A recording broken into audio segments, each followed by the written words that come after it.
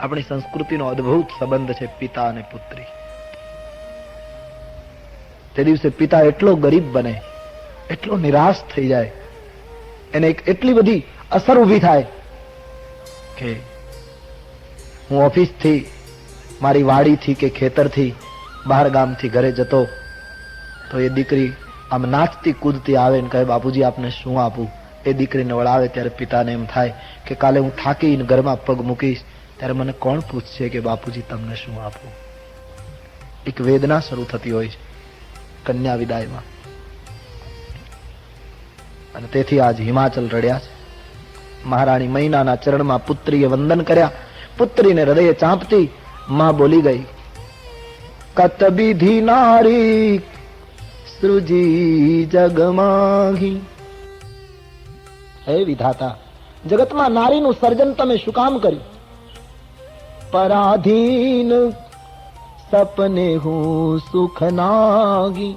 નારીનું સમગ્ર જીવન પરાધીનતામાં વીતે. કન્યા હોય માતા પિતાને આધીન, પરણાવો પતિને આધીન, સંતાનની માતા બને સંતાનોને આધીન. સમગ્ર વ્યક્તિત્વ જેનું પરાધીનતામાં વીતે છે. આમ કહીને હિમાચલ પત્ની મૈના વિધાતાને દોષ દેવા લાગ્યા છે. સંસ્કારનો કરિયાવર આપી સજળ નેત્રે માતા પિતાએ દીકરીને વળાવી. શિવ સમાજ વિદાય થયો છે. શૂન્ય બની ગયો હિમાચલ પ્રદેશ. મહારાજ હિમાચલે મૈનાએ મહેમાનોને વિદાય આપી છે. બીજી તરફ રસ્તામાં મુકામ કરતા કરતા શિવજી કૈલાસ પહોંચ્યા. દેવતાઓ કૈલાસપતિ શિવ અને મા ભવાનીની સ્તુતિ કરી કરી પ્રણામ કરી અને વિદાય થયા છે. તુલસીદાસજી કહે, શિવ અને પાર્વતીએ તો જગતના માતા પિતા, એના શ્રૃંગારનું વર્ણન કેમ કરું? જગત માતુ પિતુ શંભુ ભવાની.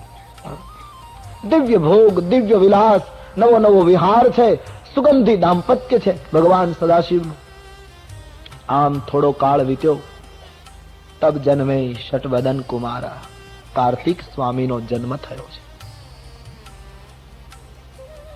જેમણે તારકાસુરનો વિનાશ કરી દેવતાઓને નિશ્ચિંત કર્યા. શ્રદ્ધા અને વિશ્વાસના લગ્ન થયા પછી જે જન્મ થાય એનું નામ કાર્તિક સ્વામી. કાર્તિક સ્વામી તુલસીદાસજી પુરુષાર્થને કહે. શ્રદ્ધા અને વિશ્વાસના લગ્ન પછી જે તત્વ પ્રગટે એનું નામ પુરુષાર્થ. અને એવો પુરુષાર્થ જ સંશયનો વિનાશ કરી શકે. શંકર ભગવાન એટલે વિશ્વાસ, પાર્વતી એટલે શ્રદ્ધા, એનો એક પુત્ર કાર્તિક સ્વામી એટલે પુરુષાર્થ. પણ તુલસી કહે કેવલ પુરુષાર્થ હોય તો તકલીફ. એનો એક ભાઈ ગણપતિ છે અને ગણેશ એ વિવેકનું પ્રતીક છે. પુરુષાર્થમાં વિવેક હોવો જોઈએ. વિવેક વગરનો પુરુષાર્થ ઘાતકી સાબિત થશે. પરશુરામજી પુરુષાર્થી હતા પણ કેટલી વાર એમણે વિવેકને મૂક્યો છે. પરિણામે એના પુરુષાર્થથી સમાજની સમસ્યાનો ઉકેલ નથી આવ્યો. નહીતર અવતાર હતો. રામચરિત માનસમાં પરશુરામ પણ એક અવતાર હતા. 18 વખત એમણે ધરતીને નક્ષત્રી કરી, દંડ આપ્યો ક્ષત્રિયોને, પણ રાવણની આસુરી વૃત્તિને રોકી ન શક્યા. સમસ્યાનું સમાધાન પરશુરામ આપી શક્યા નહીં, કારણ કે પુરુષાર્થમાં વિવેકનો અભાવ દેખાયો. પરશુરામમાં વીરતા ઘણી હતી, ધીરતા બિલકુલ નહોતી. વિજયી તો એ બને, સમસ્યાનો ઉકેલ તો એ આપે જેનામાં વીરતા અને ધીરતાના બે ચક્રો હોય, જેના જીવન રથ में. जो हमारे राम जी कहते हैं लंका काल, શૌર્ય અને ધૈર્ય એના બે ચક્રો જેના જીવનમાં આવે એ માણસ જ જીવન રથને બરાબર સમજાવે. વિવેક પુરુષાર્થમાં બહુ જરૂરી. ચરિત સિંધુ गिरिजा रमन, बड़े सुंदर शब्द में लिखते हैं गोस्वामी जी. चरित सिंधु गिरिजा रमन अने बेदन पावही पार, बरने तुलसीदास किनी अतिमति मंद गवार. શિવજીનું ચરિત્ર એ તો સમુદ્ર છે, વેદ પણ પાર ન પામી શકે. મહિમ ન પારમ તે પરમ વિદુષો યજ્ઞ સદૃશી સ્તુતિર બ્રહ્માદીના મપી તદવસન્નાસઈ ગિરા અથા વાચ્ય સર્વ સ્વમિતિ પરિણા વૃદ્ધિ ગૃહણ મમાપ્યેશ સ્તોત્રે હર નિરપવાદ પરિકર અતીત પંથાનમ તવ ચ મહિમા વાંગમનસ મહિમ્ન પારમ તે. શિવનો મહિમાનો કોણ પાર પામી છે? અસિતગીરી સમસ્યાત કજ્જલમ સિંધુ પાત્રે. બાબાજી કહે હું કેવું વર્ણન કરી શકું શિવ ચરિત્રનું? ઉપસંહાર કરે છે. યાજ્ઞવલ્કજી કથા કહેતા કહેતા भरद्वाज सामे जुए छे. भरद्वाज जी के नयनों से अश्रु बह रहे थे कथा सुनते सुनते. याज्ञवल्क जी प्रसन्न थया छे. भरद्वाज जी ने सावधान करता कहूं, हे महर्षि जरा मेरी बात सुनिए. बोले बाबा बताइए. बोले मारे एक स्पष्टता करवी छे. वक्ता कहे शू? कि प्रथम कहा मैं शिवचरित. तमे मने राम कथा पूछी हती पण राम कथा कहेवाने बदले मैं तमने शिव कथा कही दीधी. એટલે આપને એમ તો નથી થયું ને ભરદ્વાજજી કે વક્તાએ વિષયાંતર કરી નાખ્યું? પણ મહારાજ મેં જાણી જોઈને રામ કથાને બદલે શિવ કથા પહેલી કહી. કારણ મારે તમારો મર્મ જાણવો હતો. મારે જોવું હતું ભરદ્વાજજી કે શિવ કથામાં તમને ભાવ જાગે તો જ રામ કથાનો અધિકાર આપી શકાય. જેને શિવમાં પ્રેમ ન હોય એને રામ ભક્તિ કે राम कथाનો અધિકાર મળતો નથી. शिव है द्वार राम मंदिर का. यदि राम के पास पहुंचना है तो शिव उपासना प्रथम सोपान है. प्रथम कहा मैं शिवचरित बूझा मरम तुम्हार सूचि सेवक तुम राम के रहित समस्त विकार. મને ખાતરી થઈ ગઈ તમે રામના ઉપાસક છો. તુલસીદાસજીએ તો સ્પષ્ટ કર્યું કે રામ ભક્તની નિશાની જે છે કે એને છળ કપટ વગર શિવના ચરણમાં પ્રેમ હોય. જે માણસો શિવનો અપરાધ કરે, શિવ નામથી નફરત કરે, એને રામ ભક્તિ કોઈ દિવસ ન પ્રાપ્ત થાય. રામને મેળવવા હોય તો શિવ નામ જપો.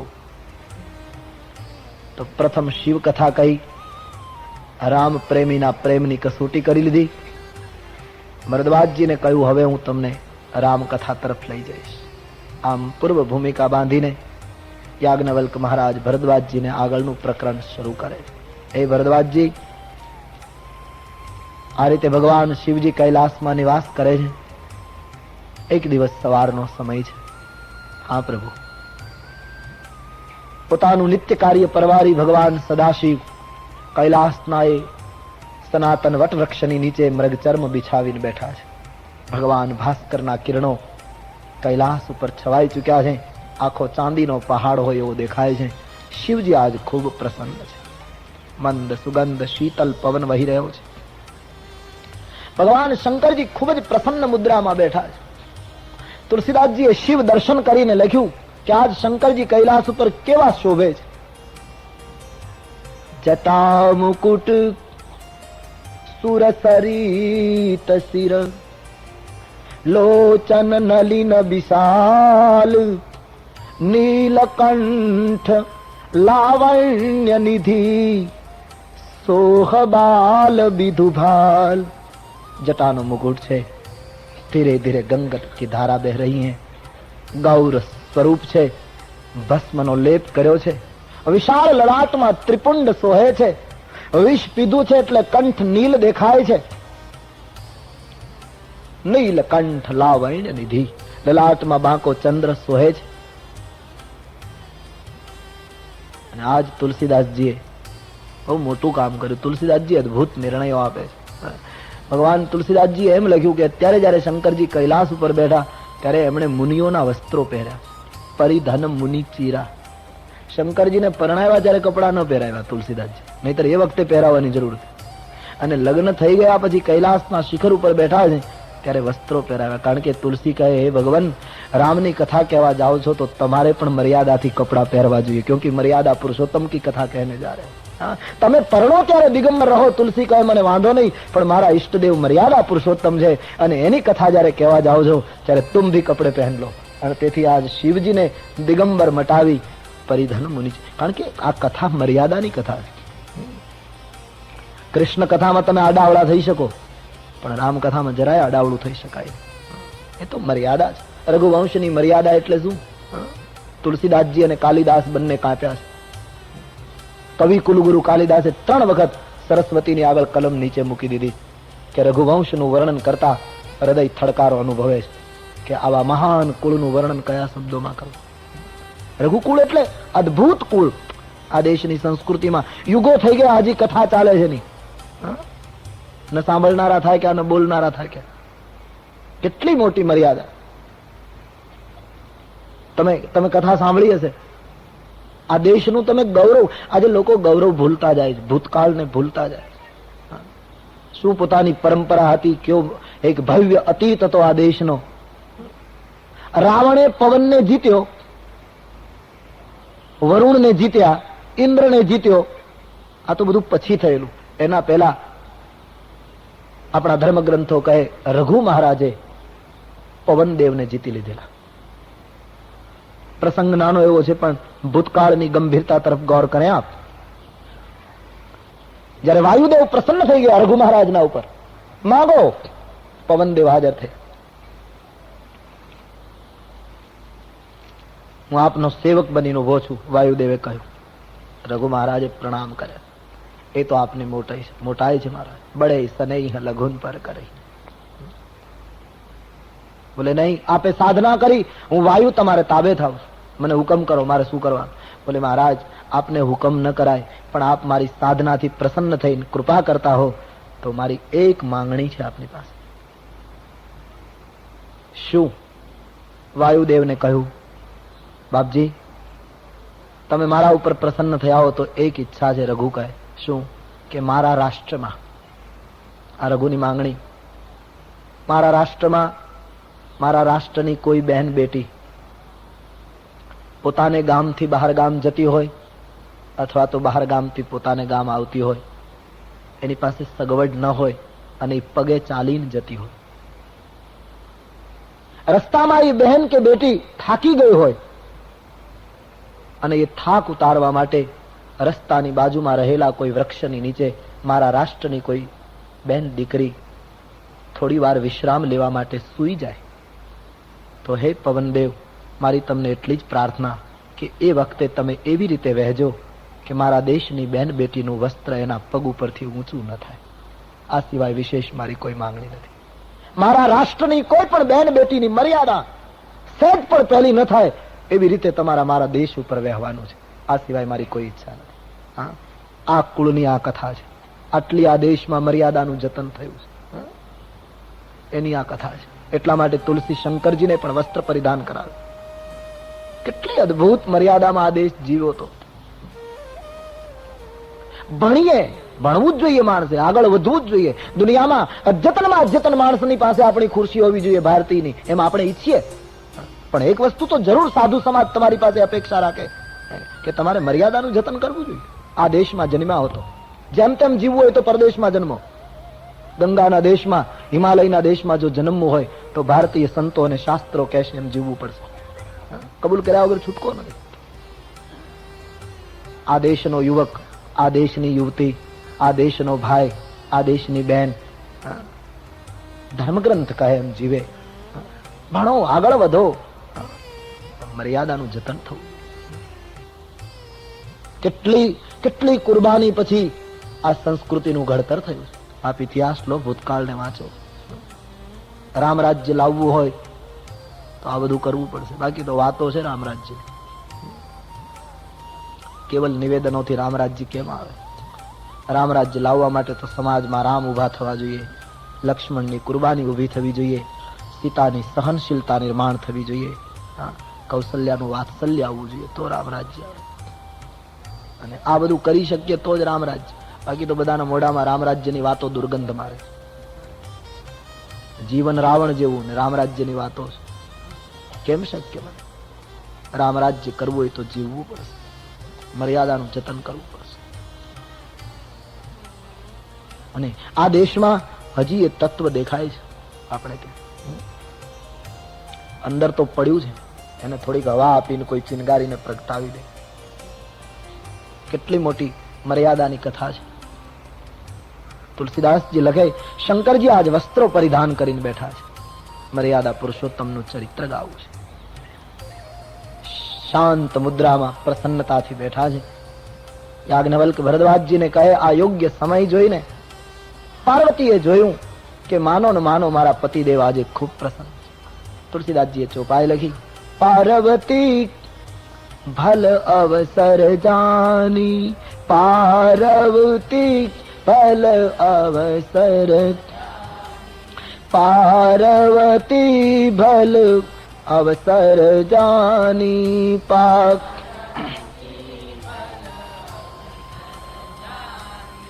ગઈ શંભુ પહી માતુ ભવાની, ગઈ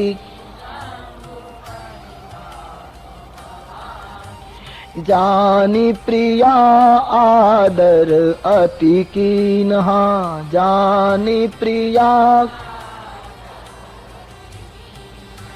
વામ ભાગ હરુ આસનુ દીન્હા.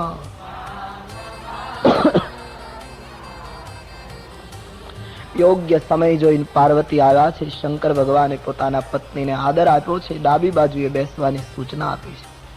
વિરાજિત થયા છે. થોડા સમય માટે ડાબી બાજુએ બેસી અને ભવાની શિવજીના ચરણમાં બેસી ગયા છે. શંકર ભગવાને કહ્યું, દેવી? બોલે, હા પ્રભુ, આજ માનો ન માનો આપ ખૂબ પ્રસન્ન જણાવો છો. હા ભગવાન, એક પ્રશ્ન પૂછવાની ઈચ્છા થાય છે. આપની પ્રસન્નતા ખંડિત ન થાય તો પ્રશ્ન પૂછું? હા પૂછીએ દેવી. ભવાની બહુ સરસ યોગ્ય સમય શોધ્યો છે. મહારાજ, કલ્પવૃક્ષની નીચે જેનું ઘર હોય એને કોઈ દિવસ દારિદ્ર્યનું દુઃખ હોય? શિવજીએ કહ્યું, નહીં. કલ્પવૃક્ષની નીચે રહે એને કોઈ દિવસ ગરીબાઈ ન હોય. અને મહારાજ, કલ્પવૃક્ષની નીચે રહેવા છતાંય જો દારિદ્ર્ય રહે તો કાં તો કલ્પવૃક્ષ નથી, અને કાં તો એની નીચે રહેનારને કલ્પવૃક્ષના મહિમાનો ખ્યાલ નથી. બરાબર કે? હા. તો પ્રભુ, તમારા ચરણની દાસી બનીને રહું અને મારા મનની શંકાનું સમાધાન ન થાય તો એના જેવું દુર્ભાગ્ય કયું? જાસુ ભવન સુર તરુ તર હોય, સહકી દરિદ્ર જનિત દુઃખ સોઈ. મહારાજ, તો મારા મનમાં એક પ્રશ્ન છે. મહારાજ, મેં પહેલા આપને પ્રશ્ન પૂછેલો ગયા જન્મમાં, એ વખતે તો પરીક્ષા વૃત્તિ હતી, બુદ્ધિનો ઘમંડ હતો. મહારાજ, હવે પરીક્ષા વૃત્તિથી નથી પૂછતી, હવે જિજ્ઞાસાથી પૂછું. આપ નિરાશ ન થાય તો એક પ્રશ્ન મારે પૂછવો. બોલે, પૂછીએ દેવી.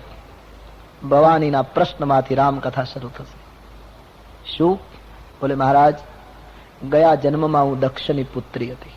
હા, આપણે અગસ્ત્યની કથા સાંભળવા ગયા ત્યારે મેં કથા સાંભળી નહીં, સંતની સરળતાનો ખોટો અર્થ કર્યો. હા, દંડિકારણ્યમાં રામ દર્શન થયા, તમે ઓળખી ગયા, તમે મને સમજાવ્યું, પણ હું માની નહીં.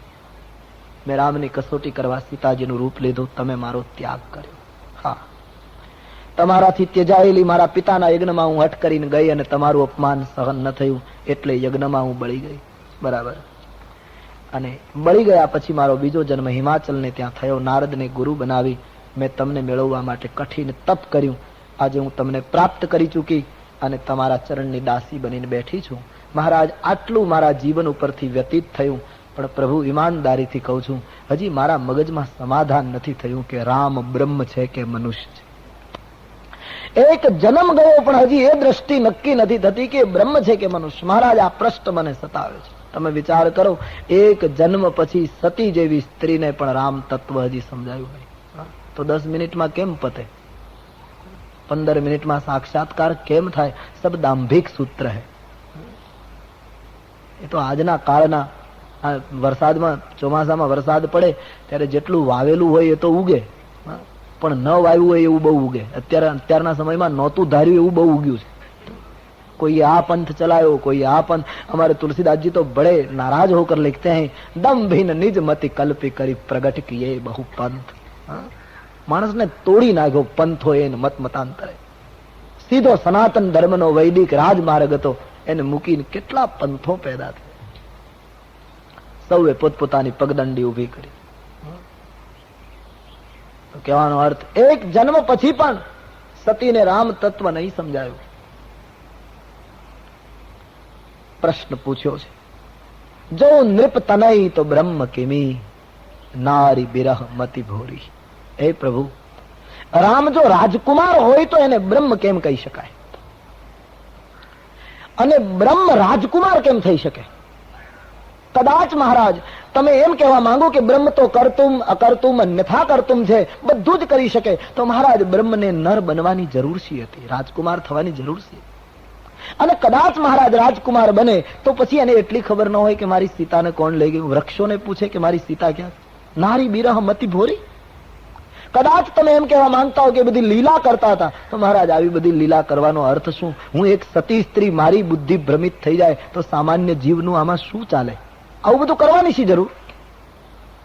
અને હા પ્રભુ, તમે કદાચ એમ કહેવા માંગો કે નિરાકારને ઘણી વખત નરાકાર થવાની ઈચ્છા થાય, તો મહારાજ રામજી મનુષ્ય બનીને આવ્યા, એના જન્મના કારણો મને બતાવો. એક પછી એક પ્રશ્નો પૂછવા લાગ્યા. અને રામનો જન્મ થયો તો પછી એના બચપણની કથા કહો. એમનું લગ્ન જનકપુરમાં કઈ રીતે થયું તે કથા કહો. પરણીને આવ્યા પછી ગાદી મળવાની હતી ને એમાં ઓચિંતા વનવા જવું પડ્યું તે કથા કહો. મહારાજ દશરથજીનું મૃત્યુ, ભરત ભેટ, પાદુકા લઈને ભરતજી અયોધ્યા ગયા તે પ્રેમની કથા કહો. રામજી 13 વર્ષ સુધી ચિત્રકૂટ રહી પંચવટી ગયા તે પ્રસ્થાનની કથા કહો. અને સીતાજીનું અપહરણ થયું અને સીતાના વિરહમાં રામ રડતા હતા જે આપણે જોયું એ કથા કહો. રીંછ વાનરની સેના સમેટી સેતુ બાંધ્યો તે કથા કહો. લંકા ઉપર ચડાઈ થઈ, રાવણનો વિનાશ થયો, સીતાજીને લઈ પુષ્પક વિમાનમાં બેસી રામ પુનઃ અયોધ્યા પધાર્યા તે વિજયની કથા કહો. રામ રાજ્યના સ્થાપનની કથા કહો. અને મહારાજ છેલ્લો પ્રશ્ન મરજિયાત છે. આટલા પ્રશ્નો તો કહેવાના, પણ ભવાનીને પેલી ગયા જન્મથી પરીક્ષા લેવાની આદત પડી છે ને, એટલે એના પ્રશ્નોમાં કોઈ પરીક્ષક પ્રશ્નપત્ર કાઢતો હોય ને એવી રીતના પ્રશ્નો આવે. છેલ્લો પ્રશ્ન મરજિયાત છે કે રામ સ્વધામ કઈ રીતે ગયા એ તમારે કહેવું હોય તો કહેવાનું, બાકી રાજ્યાભિષેક સુધી તો બધા ફરજિયાત છે. અને એ છેલ્લો મરજિયાત હતો એટલે તુલસીદાસજીએ છોડી દીધો. રાજ્યાભિષેક પછી સ્વધામ, કારણ કે એક વૃત્તિ સાયકોલોજી પણ એમ કહે ને કે માણસ જે વ્યવસાયમાં ડૂબેલો હોય એ પ્રમાણેનું માનસ શાસ્ત્ર કામ કરે. ભવાનીને પેલી પરીક્ષા લેવાની પહેલેથી આદત, એટલે એમણે જે પ્રશ્નો પૂછ્યા જે પ્રશ્નપત્રની દ્રષ્ટિથી પૂછ્યા. આગળના બધા ફરજિયાત, પાછળનો એક મરજિયાત. એ સ્વાભાવિક એવું માનસ થઈ જાય. જે વ્યવસાયમાં તમે હો એ રીતે જ તમે વર્તી શકો, એ નિયમ છે. મને કોઈએ વિનોદમાં બહુ સરસ કહ્યું કે એક પ્રોફેસર હતા, તો એ કોલેજની અંદર એનું કામ બસ પ્રશ્નપત્રો જ તૈયાર કરવાના, એ જ એનું કામ હતું. વર્ષોથી એ જ કામ કરતા. પછી પ્રશ્નપત્રો ભાષાના તૈયાર કરવાના વિદ્યાર્થી માટે. તો પછી એના છોકરાનું લગ્ન હતું, એમાં રિસેપ્શન રાખ્યું. તો રિસેપ્શનમાં એમણે કાળું પાટિયું મુકાયું, કારણ કે પેલું માનસશાસ્ત્ર એ ખરું ને એનું. અને એ કાળા પાટિયામાં એમણે લખ્યું બધી વાનગીઓ, બુફે બધું લગાવેલું ટેબલ ઉપર. તો એમાં કાળા પાટિયામાં એમણે સૂચના લખી કે કુલ 7 વાનગી છે, એમાંથી કોઈ પણ 5 ખાઈ શકો છો. કારણ કે પેલું ભેજું પેલું હતું ને, એટલે એને એ સિવાય બીજો વિચાર નહીં આવે. કુલ 7 વાનગી છે, એમાંથી કોઈ પણ 5 ખાઈ શકો છો. આટલેથી અટક્યો તો વાંધો નહીં, પણ પાછું એમ લખ્યું દરેક વાનગીના સ્વાદ સરખા છે. પેલા પેપરમાં લખે ને દરેકના ગુણ સરખા છે, દરેકના માર્ક્સ સરખા છે. એ બધા સમજી ગયા કે આ કઈ શાળા કોલેજનો જીવ છે. મારો કહેવાનો અર્થ એ માનસ શાસ્ત્ર એવું બની જતું હોય છે. તુલસીકાએ સતીએ બધા પ્રશ્નો પૂછ્યા. પછી કહ્યું મહારાજ જ્ઞાન કોને કહેવાય, વૈરાગ્ય કોને કહેવાય, માયા શું કહેવાય, ભક્તિ કઈ રીતે પ્રાપ્ત થાય, જીવમાં ઈશ્વરમાં અંતર કેટલું, આ બધા પ્રશ્નોના ખુલાસા કરો. પૂછતા પૂછતા કેટલા હોશિયાર છે ભવાની પૂછવામાં. છેલ્લો પ્રશ્ન એમણે પૂછ્યો કે મહારાજ કદાચ પૂછવામાં હું કઈ ભૂલી ગયો હોઉં તો તમે છુપાયા વગર બધું કહી દેજો. જદપી જો સીતા અનુ અધિકારી દાસી મન ક્રમ ભચન તુમારી ગૂઢો તત્વન સાધુ દુરાવઈ આરત અધિકારી જહ પાવ. મહારાજ હું તમારી ચરણની દાસી છું, જિજ્ઞાસાથી પૂછ્યું છે તો ગૂઢમાં ગૂઢ તત્વ પણ આપ છુપાવશો નહીં. ભગવાન શંકર હસી પડ્યા કે દેવી તમે પ્રશ્ન પૂછવામાં આખી રામાયણ મને કહી દીધી, એટલે રામકથાનો તમને પૂરેપૂરો ખ્યાલ છે. મારા મનથી હવે તમારા મનમાં કોઈ પેલું રહેતું લાગતું. શંકર ભગવાન સતીના પ્રશ્નોથી બહુ રાજી થયા એમ માનસનો અભિપ્રાય છે. જ્યાં ભવાનીએ પ્રશ્નો પૂછ્યા અને શંકર ભગવાનને કથા કહેવાનો નિમંત્રણ આપ્યું, વિનંતી કરી, તુલસીદાસજી કહે શબ્દો સાંભળતા હર હિ રામ ચરિત સબાય. શંકરજીના હૃદયમાં રામચરિત્ર ઉછાળા મારવા માંડ્યા. રામાયણકાર કહે નેત્ર સજળ બની ગયા. શિવજી પોતાના ઈષ્ટદેવની કથા કહેવાનો પ્રસંગ આવ્યો તો પુલકિત હોને લગે. નેત્રો જળથી છવાયા છે. એટલું જ નહીં, બાબાજીએ પ્રેમ દશાનું વર્ણન કરતા લખ્યું, મગન ધ્યાન રસ દંડ યુગ પુનિ મન બાહિર કિન. શંકરજી બે ક્ષણ માટે મગન હો ગયે, નયન બંધ હો ગયે, અંતર્મુખ હો ગયે. પણ કથા કહેવા માટે તો મનને બહાર રાખવું જ પડે, નહીતર કથા ન થઈ શકે. એટલે ભગવાનનું સ્મરણ કરતા અંતર્મુખ થયા.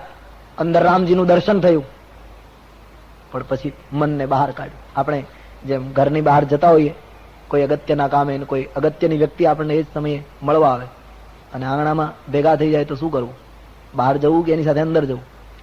તો વિવેકથી આપણે એ માણસને અંદર બેસાડીએ, ચાય પાણી કરાવીએ, પછી કહીએ કે ભાઈ તમે અડધો કલાક બેસો, મારે એક અગત્યનું કામ છે, હું હમણાં આવું છું, પણ આપ જશો નહીં, હું હમણાં જ આવ્યો, એમ કહીને આપણે એને બેસવાનું કહીને જતા રહીએ. શંકર ભગવાનના હૃદયમાં રામ આવ્યા.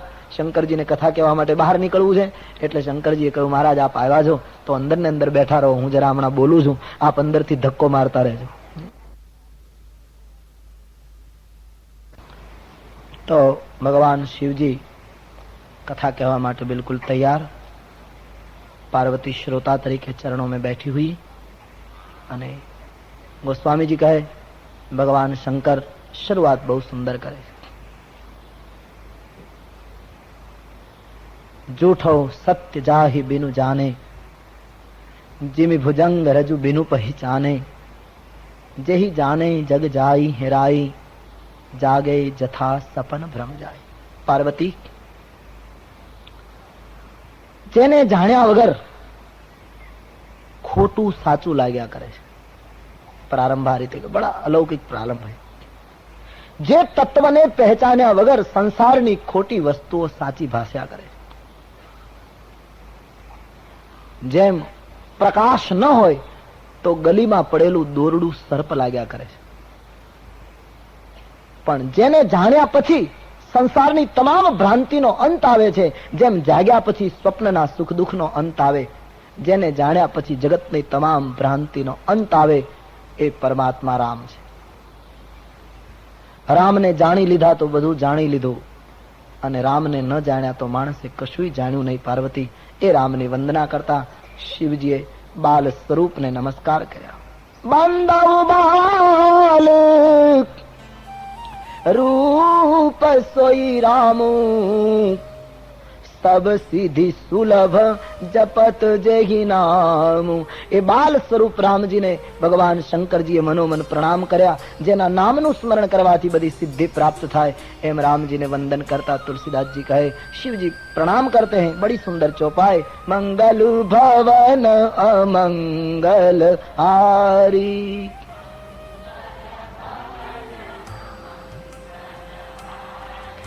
मंगल भवन अमंगल हारी,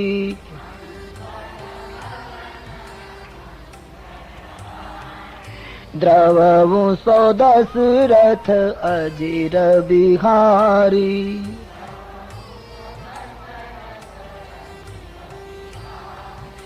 करि प्रणाम राम ही त्रिपुरारी, करि प्रणाम राम ही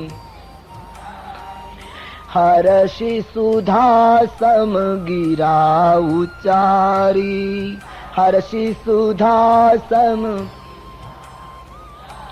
મંગલના ભવન અમંગલના હરતા દશરથના આંગણમાં રમનાર રામજીને બાર બાર નમસ્કાર કરી અમૃત સમાન વાણી શંકરજીએ ઉચ્ચારી અને પ્રથમ ઉચ્ચારણમાં બહુ સરસ વાત કરી. ધન્ય ધન્ય ગિરિરાજ કુમારી,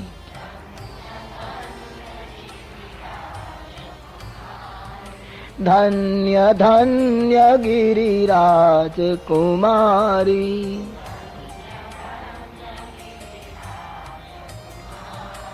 तो ही समान नहीं कऊ उपकारी, तो ही समान नहीं.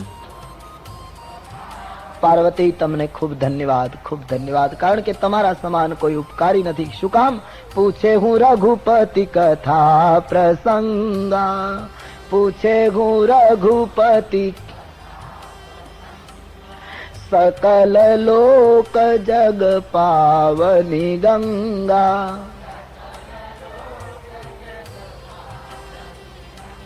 સમસ્ત લોકને પાવન કરનારી ગંગા સમાન રામ કથા તમે પૂછી છે, માટે તમે ખૂબ ઉપકારી છો.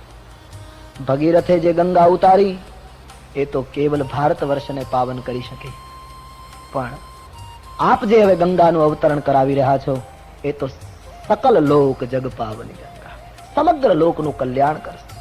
પાર્વતી, ભગીરથની ગંગા મારી જટામાંથી વહી અને તમે જે પ્રભુના ચરિત્રની ગંગાનું અવતરણ કરાવો છો એ મારા મુખમાંથી પ્રગટ થશે. ભગીરથની ગંગા તટવર્તી પ્રદેશોને પાવન કરી શકી, મારા મુખમાંથી નીકળતી ગંગા સમસ્ત લોક હૈયાને પાવન કરશે. દેવી, આપે ભગવત કથા પૂછી અને જગત ઉપર મોટો ઉપકાર કર્યો છે. પાર્વતી, ભગવત કથા માટે મારો મત છે, જેમણે પરમાત્માની કથા કાનથી ન સાંભળી હોય, જીન હરિ કથા સુની નહીં કાના, શ્રવણ રંધ્ર અહી ભવન સમાના. એના કાન નથી, પણ સર્પને રહેવાના દર છે. જેણે નેત્રોથી સંતના દર્શન નથી કર્યા એ નેત્ર નથી. જેનું હૃદય પરમાત્માનું ચરિત્ર સાંભળતા પુલકિત ન બને એ હૃદય નથી. એ મસ્તક કડવું તુંબડું છે, જે સંત અને ગુરુના ચરણમાં નમતું નથી. આપે દિવ્ય કથા પૂછી છે દેવી. રામ કથા માટે શું કહું? શંકર ભગવાને કહ્યું, રામ કથા એ તો રામ કથા સુંદર કર તારી, સંશય વિહંગ ઉડાવનિહારી.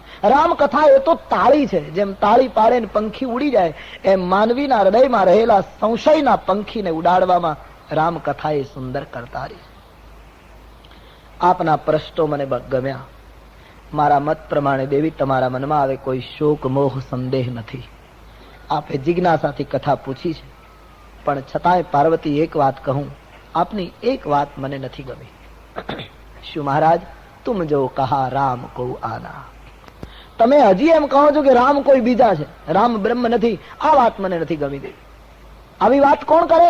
મુકુર મલિન અરુનયન બિહીના, રામ રૂપ દેખઈ કિમી દીના. આવા માણસો આવી વાત કરે. આપ તો આદ્ય શક્તિ છે દેવી. રામ પરમ પ્રકાશ રૂપ છે, ત્યાં મોહના અંધકારને સ્થાન નથી, ત્યાં વિજ્ઞાનના વિહાનને કોઈ અવકાશ. હું તો સતત જાગૃત સ્થિતિ છે. રામ તત્વ એટલે પાર્વતી, જેની અંદર કોઈ વસ્તુ નાખીએ તો ઉમેરો ન થઈ શકે, કોઈ વસ્તુ લઈએ તો ઉણપ ના આવી શકે. આ તત્વ રામ છે.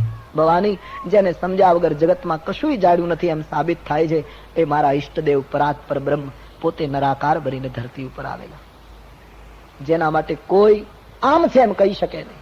વેદ પણ નેતિ કહે, વર્ણન કર્યા પછી કહે કે આમ નહીં, આમ જ છે બ્રહ્મ, એમ કોઈ કહી શકતું નથી.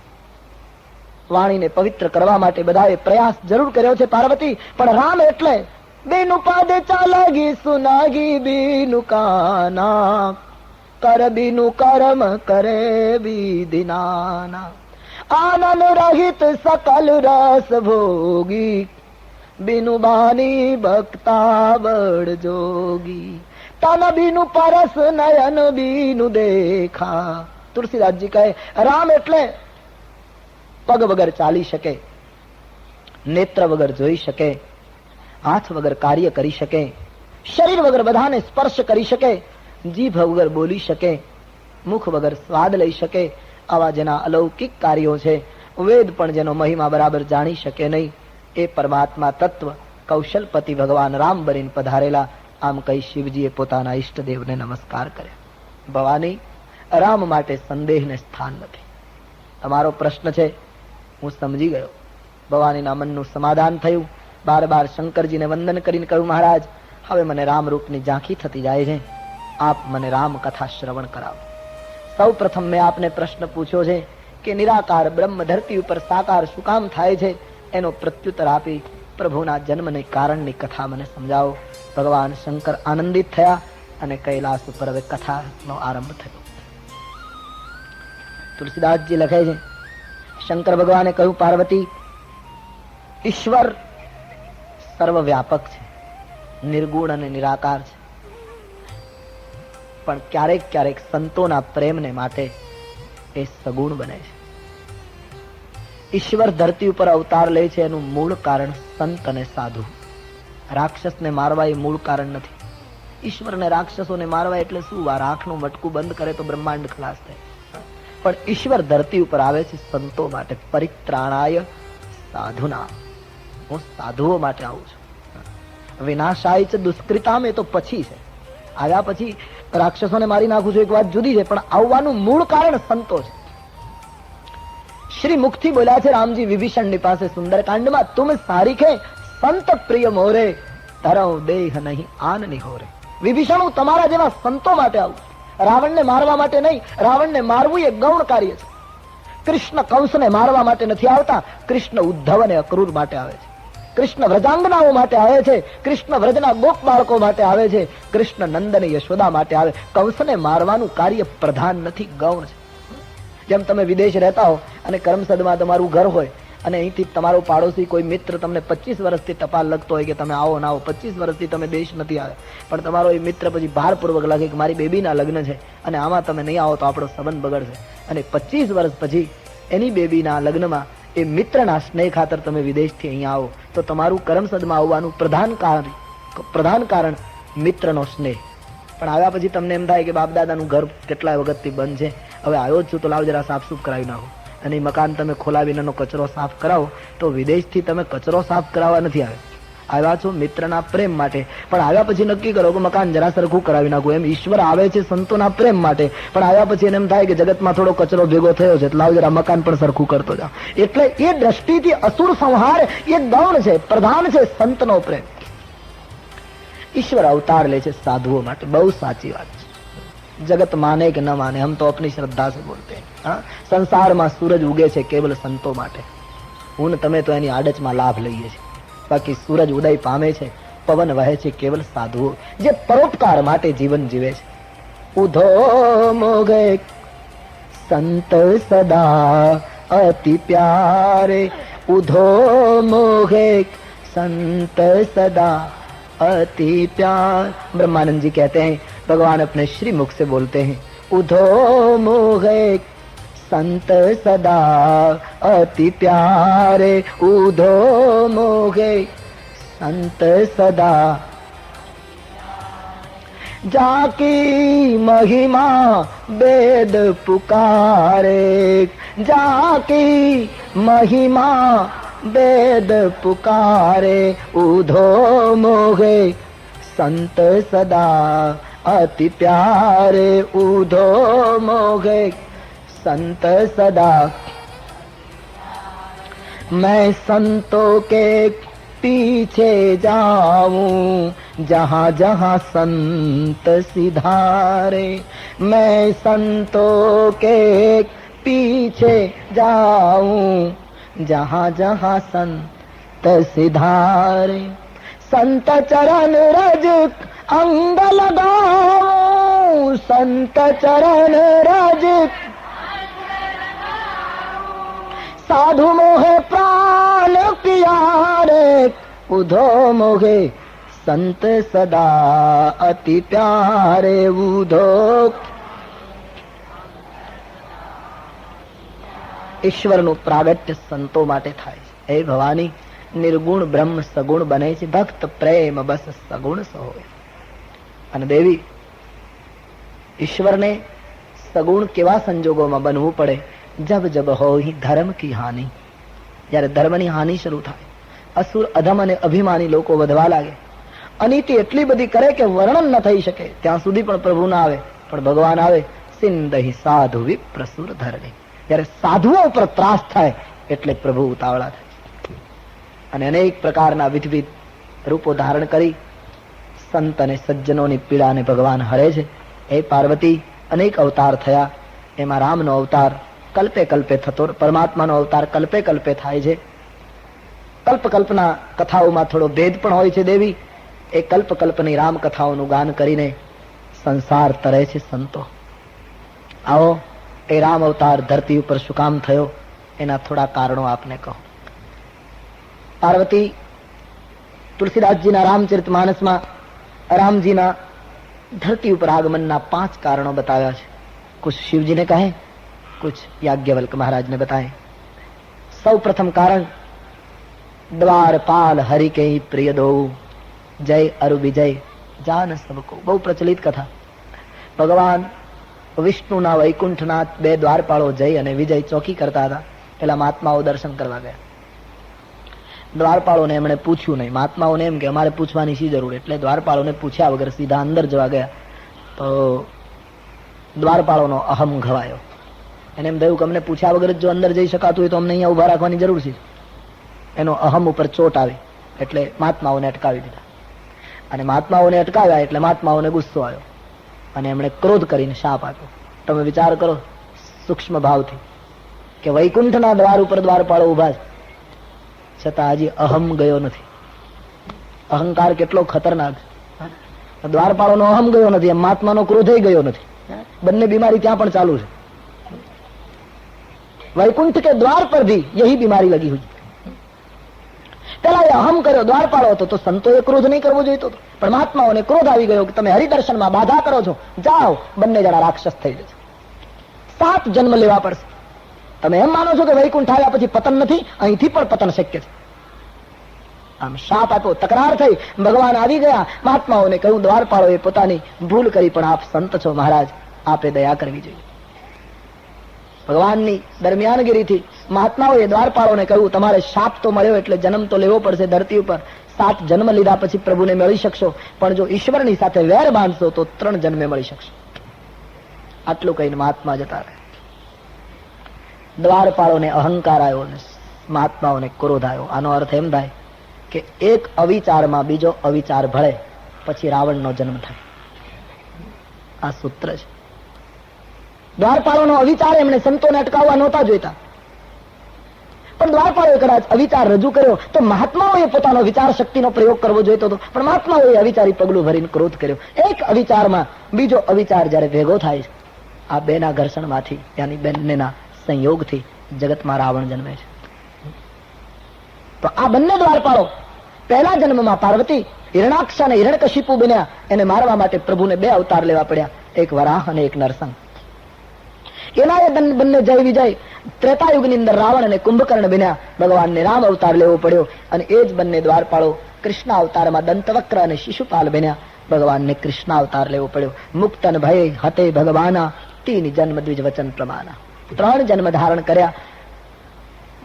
શાપ હતો એટલા માટે એક જન્મે ભગવાન મારવા આવે છતાંય મુક્ત નહોતા થયા, કારણ કે 3 જન્મ લેવાની વાત હતી.